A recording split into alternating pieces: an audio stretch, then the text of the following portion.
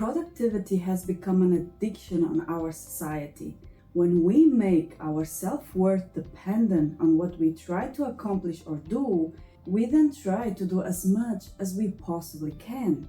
And that leads to an exhausting lifestyle.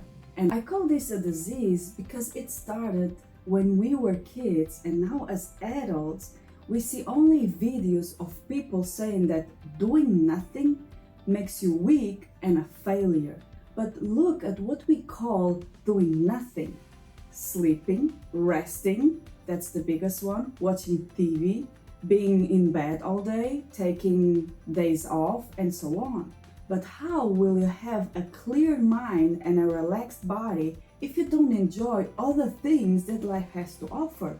Like a good nap, an amazing massage, or being cozy in bed while it rains outside, and so on. So this is when it started. As kids, our parents try their best to teach us to fit in into the society standards and their own values. And at a certain age, they start to teach us how to clean, to do homework, and behave in a certain way. And every time that we don't accomplish that, we are then punished for doing that. But this is not the worst of all. It's when the parents start to reward us and cherish us only when we act exactly like they want us and complain when we are relaxing too much, that this cycle starts. So here we learn that we are a bad person and we expect isolation and rejection if we relax too much. And this feeling for a child is emotionally so bad, it literally feels like dying or starving to death. Why do you think that all big fears or traumas come from our childhood? Unfortunately, the majority of parents don't know how to connect truly and be present with their own child. So since the child cannot feel presence or loved unconditionally, because their parents seem to like the kid the most only when they finish certain tasks or behave in a certain way, they automatically put self-worth together with productivity. It was our way to feel loved, accepted, and validated by our parents. So here you believe that productivity is a transaction for love. And after a certain age, you start to internalize your own parents. So you treat yourself the same way that your parents or others that raised you treated you. So this means that when you are an adult and you haven't healed or done any shadow work, as soon as you are on the couch resting, but have things to do on your to-do list, you will instantly feel guilt and shame because you were resting. So now you are on the couch, but constantly thinking about things that you should do, or you tell yourself that I'm only resting now if I do this later. As you can see here, you are never present with yourself. You are never just relaxing when you cannot stop thinking about other things that you have to do. And the worst thing is that all that new exercises and things that you want to experience will turn into tasks and obligations. Even healing can turn into that. It would feel like you have always more and more goals to obtain, but as soon as you get there, something new always comes and now you cannot relax anymore. And it will also feel like you are starting from zero all the time. So it's a never-ending chasing loop because you will never have everything done in your life. If you have obligations or tasks that you truly believe have to be done, then that is because you were forced to do things according to your parents' time and standard, instead of doing it when you feel like it. So those tasks are associated with pain and trauma. You can watch my video about are you living your life based on what you want or what you should do to learn more about how can you change your obligations to inspirations. Productivity should be the result of inspiration. When you feel inspired, the productivity takes no effort at all. And manifestation and the fruition of it is the fastest and the most natural byproduct of being in the flow of creation. Creation is a result of inspiration. So instead of trying to become more productive, try to become more inspired.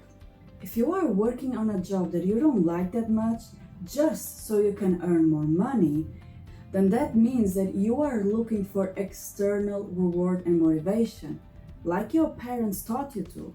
So you are sacrificing your current happiness and inspiration for the promise of a potential future happiness. And that means that you are cutting other sources of abundance and limiting yourself. That's why so many people feel burned out, not passionate, always tired, and are not able to concentrate that much. Money is just one form of abundance. Inspiration is another. I will make a video very soon about other forms of abundance. Now, if you only focus on the money, you are now in the perfect position to be easily manipulated and controlled. Just think about it. Your compass will direct you only where more money is. Just look at how society is structured and how easy it is for the so-called puppet masters, government, Illuminati to influence the society. It's perfect, natural, and valid to desire money and as much as you possibly want. But if you limit yourself on just that, then as soon as you achieve that amount of money, you will find yourself feeling empty and lost, like something is missing. Because it really is missing something. Your whole flow of creation, all that would come out of your inspirations, that's missing. If you want to feel inspiration, you have to allow yourself to do what makes you happy and feel good. And if you don't know what that is, then that shows you how disconnected you are from yourself. And it shows you that it's time to get to know yourself, to reconnect again with your core self and your soul. And that it's time to probably let go of all those beliefs that are forcing you to avoid going into this direction. And once you do that, you will find yourself doing things that for others seems like really hard work, but for you it's just like drinking a cup of water. It's that simple. Have you ever noticed how people look at Michael Jordan, Michael Phelps, Cristiano Ronaldo, and they say, man, those guys, they work really hard. They are like 10 hours just training, pushing themselves hard, and so on. But in reality, it doesn't feel that hard for them. They are so in the flow that even though they may have some days where they are in the mood and others not, they would prefer to be homeless and being able to continue to train like that than to not do that at all and working in the place that they don't like but receiving the same amount of money. Who benefits the most when you believe that you have to force yourself even more when you don't feel like doing something? That waking up really early is for strong and healthy people. That even though you don't like it, it's the only way to do it. That's how society works. That you have to ignore the voices that says, I don't want this or I don't like this. That you have to be rational because your emotions and feelings, they are wrong, they are an illusion. Only rational people get successful. That if you allow yourself to do what you feel like it means only sleeping and eating fast food all day and never being productive. Who benefits the most from this kind of mentality? Does this sound familiar to you? Hey, buy this energy drink and you will get the energy to finish 1 week of work in 1 day. Eat this and you will not be tired anymore of doing things that you don't like. Take these pills and it will balance your body and help you to shut down your inner voice and make you finally be so productive? Who laughs at the end? You or the big companies that has all your money? And what about the place that you work in? What is the benefit for a CEO to let you believe in all that? And more, now there is a trend about the work-life balance, which is just one more rat hole for you to fall into. How easy can you be manipulated if you believe and act accordingly? How easy will you agree with the amount of money and hours that they want you to work for them?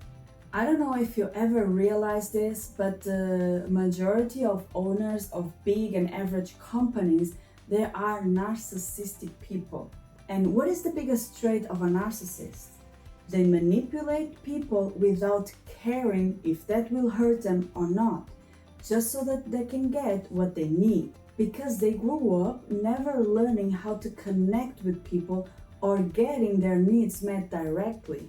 So they have no idea that it's actually possible to be on the flow of life and creation, managing a company with people that are also in the flow, and that will bring them huge success. The majority of people on earth aren't meant to be entrepreneurs. They are more aligned if they work for someone that has a bigger vision and can guide them. But by giving them the freedom to manage their own flow. For example, instead of having fixed work hours from 9 to 5, people could come and go when they feel like it and do things kinda how they feel like it. But the task has to, of course, be done in a certain timeline. Of course, for mass production companies and certain areas, that is not possible to do. But in my opinion, they should have only robots working there. And in the future, it will be so. Work-life balance implies a separation, that your work should be apart from your life. But this will only destroy your happiness, because there is no difference.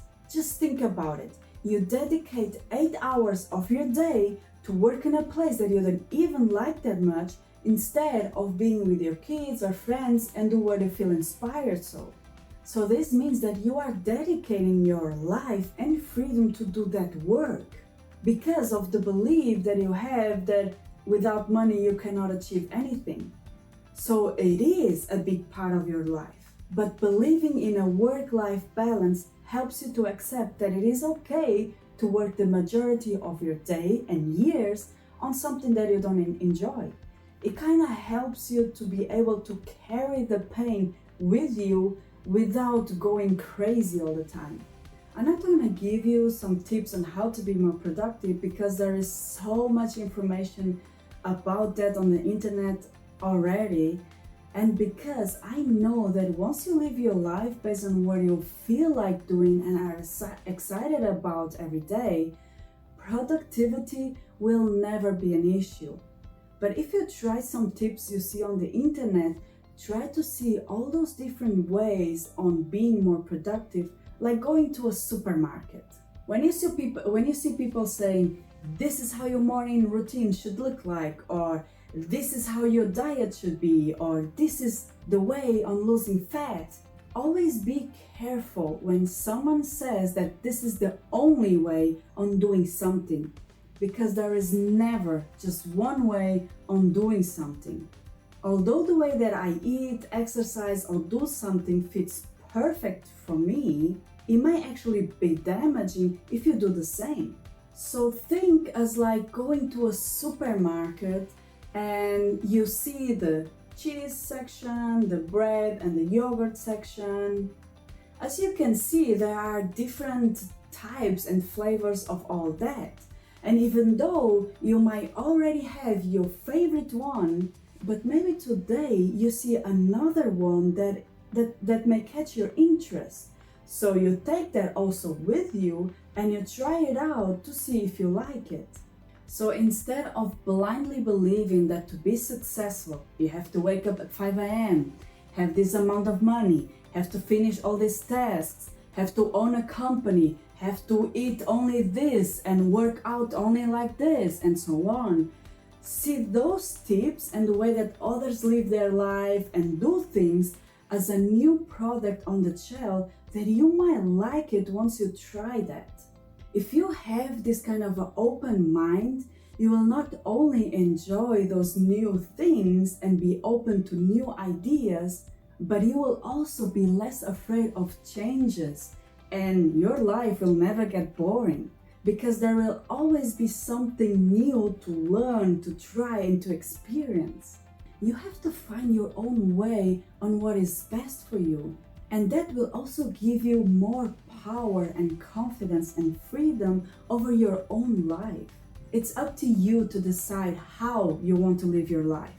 Just become aware on how much power of choice you actually have. You are the one that is deciding to believe in all that you believe now.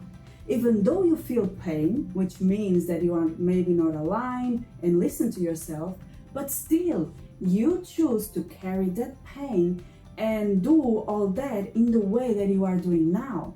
So you are the one choosing to not change things. I hope this helped you in some way, and as usual, I wish you a very nice week.